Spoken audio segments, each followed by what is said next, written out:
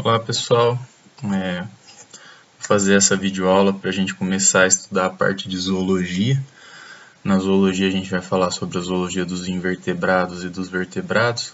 E como a zoologia é cheia de termos particulares, eu fiz essa primeira aula sobre a introdução, ao estudo dos animais.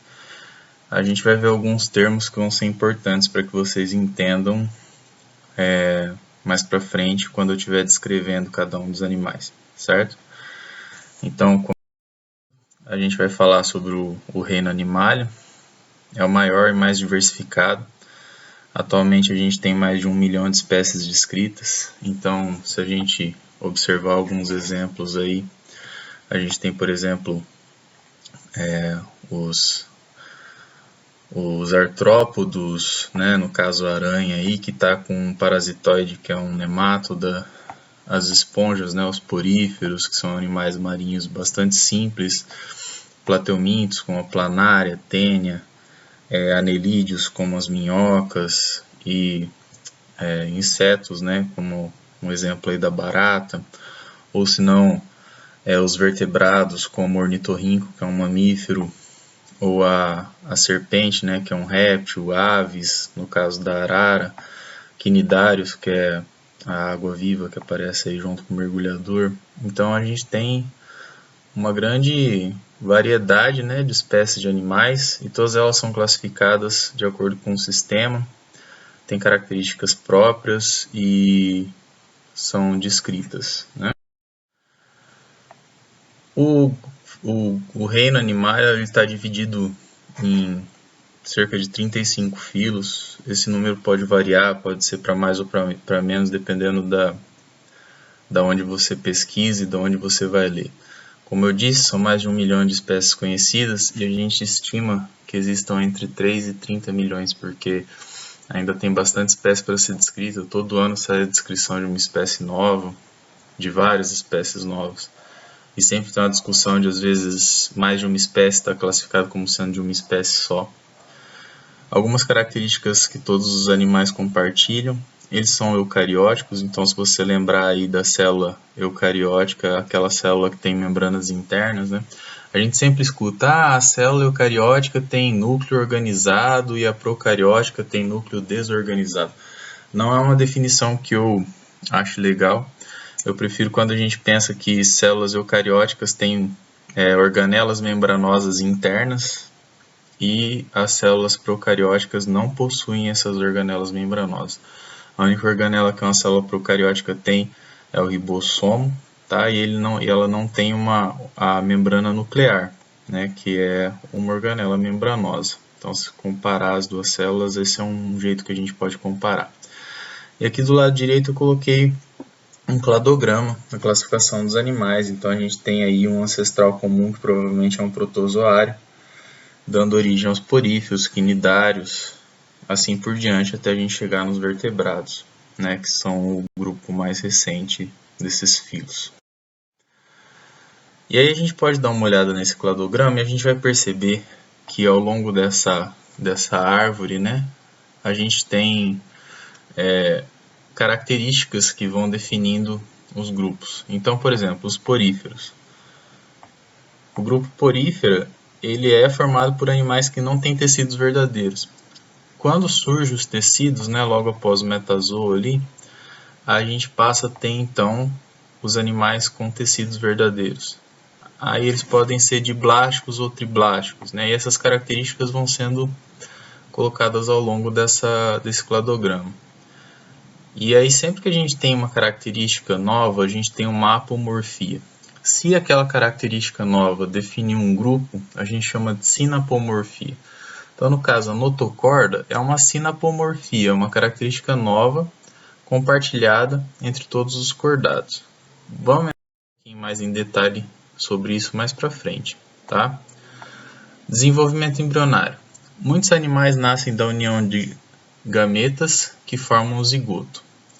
O desenvolvimento embrionário dos animais passa por etapas. A gente tem a etapa de mórula, blástula e gástula. Vocês já viram isso na atividade anterior daquele aplicativo para ensino de embriologia. Vocês devem se lembrar. A blástula é uma sinapomorfia de animais, tá? Nenhum outro grupo tem e todos os animais têm.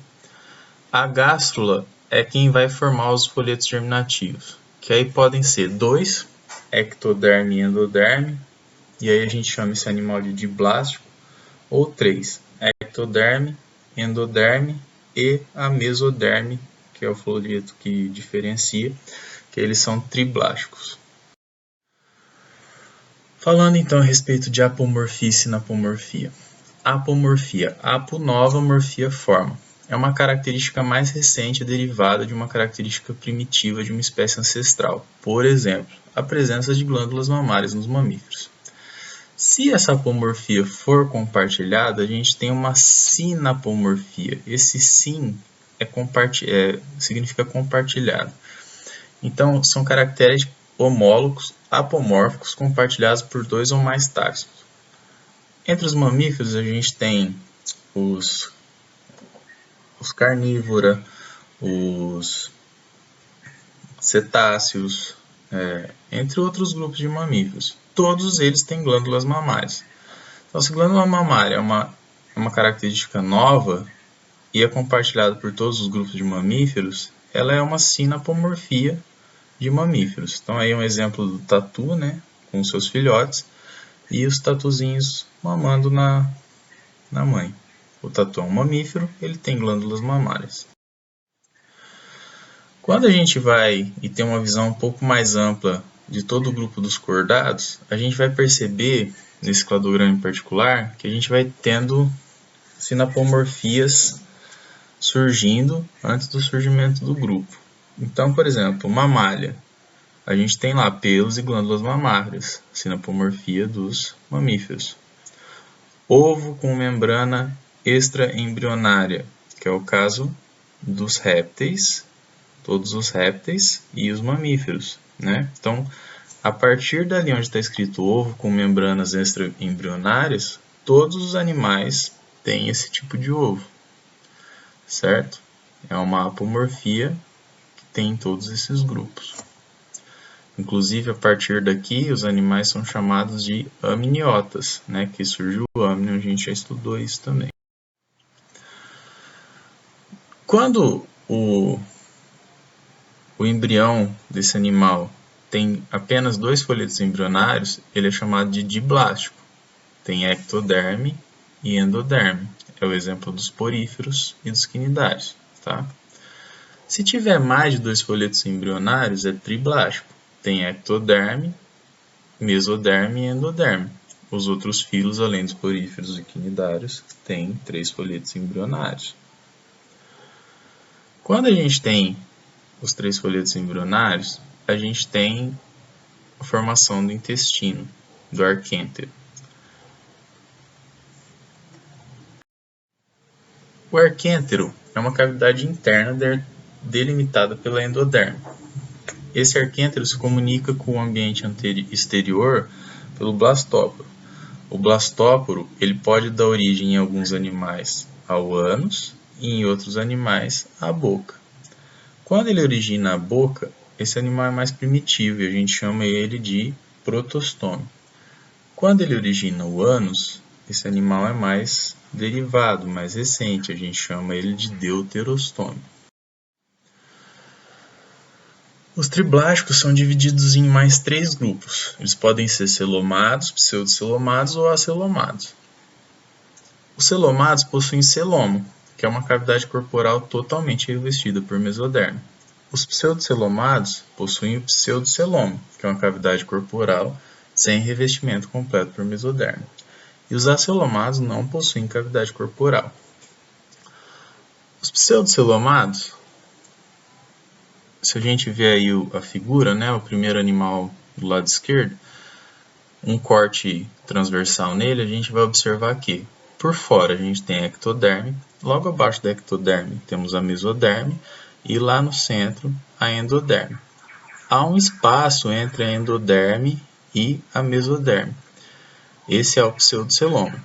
Por que pseudoceloma? Porque a gente só chama de celoma verdadeiramente quando a gente tem essa cavidade totalmente revestida pela mesoderme. Então, no segundo animal à direita, a gente consegue ver que por fora está a ectoderme, abaixo da ectoderme a mesoderme, formando uma cavidade dentro dela, revestindo toda essa cavidade, e lá no centro tem a endoderme, com o intestino.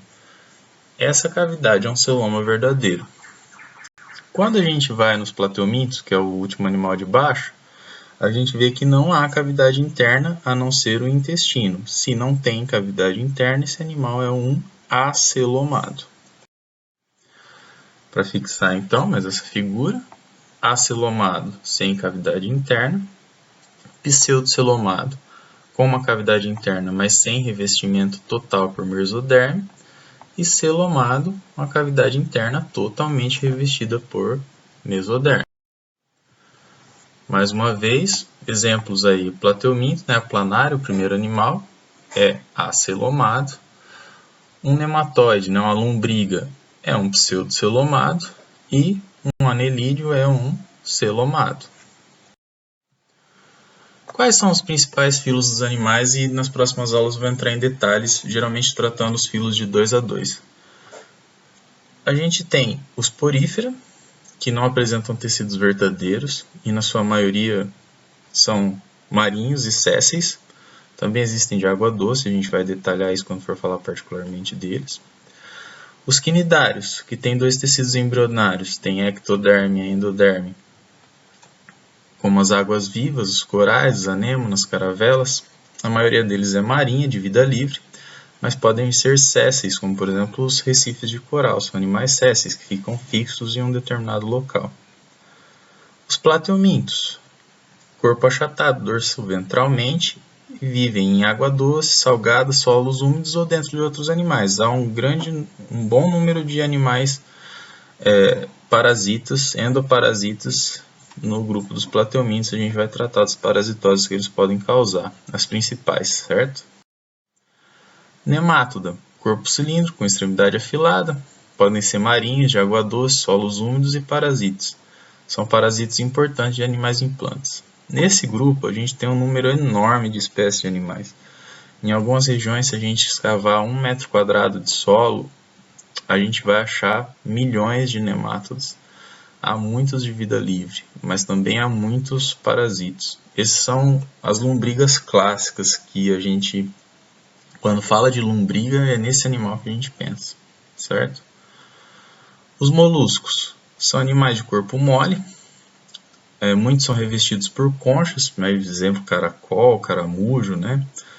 E há animais nesse grupo marinhos, dulcícolas e terrestres. Os anelídeos. É interessante que os anelídeos têm um corpo cilíndrico e ele é segmentado, né, dividido em anéis. Há animais de água doce, marinhos e de solos úmidos.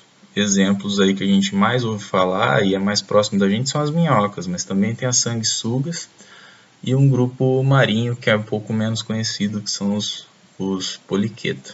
Tá? Artrópoda. É onde está a maior diversidade do reino animal. Aí a gente vai desde aranha até insetos, e vocês já devem ter percebido a quantidade de insetos que vocês conhecem e veem na casa de vocês. Tem os crustáceos, como camarão, caranguejo. É um filo muito grande, uma diversidade enorme. A gente vai dar só uma pincelada nele porque é muito bicho para se falar. Tá? Nos equinodermos. Aqui nos equinodermos a gente tem só animais marinhos. Eles são deuterostômios, tá? Por isso que eles são considerados mais próximos dos vertebrados do que os outros. E como exemplo aí a gente pode citar a estrela do mar, o ouriço do mar, bolacha do mar e o pepino do mar. E os cordados. Daí nos cordados a gente vai ter os vertebrados, né? A gente tem primeiro os craniata, né? Que são... Por exemplo, nesse peixe você pode observar dois animais cilíndricos grudados na pele. Isso aí são lampreias, tá? Essas lampreias são ectoparasitas e elas são cordadas. Elas possuem crânio, mas não possuem coluna vertebral ainda. E são um grupo bastante próximo do próprio peixe e da gente, né? Então só nessa foto a gente tem aí 3 cordados aparecendo, né? A pessoa que está segurando o peixe e a lampreia. Bom, pessoal, essa aula fica por aqui. As próximas aulas vão ser agora detalhando esses animais. Aproveitem aí depois que vocês assistirem e respondam o questionário que está aí no Moodle à disposição de vocês, tá bom? Um abraço, até a próxima.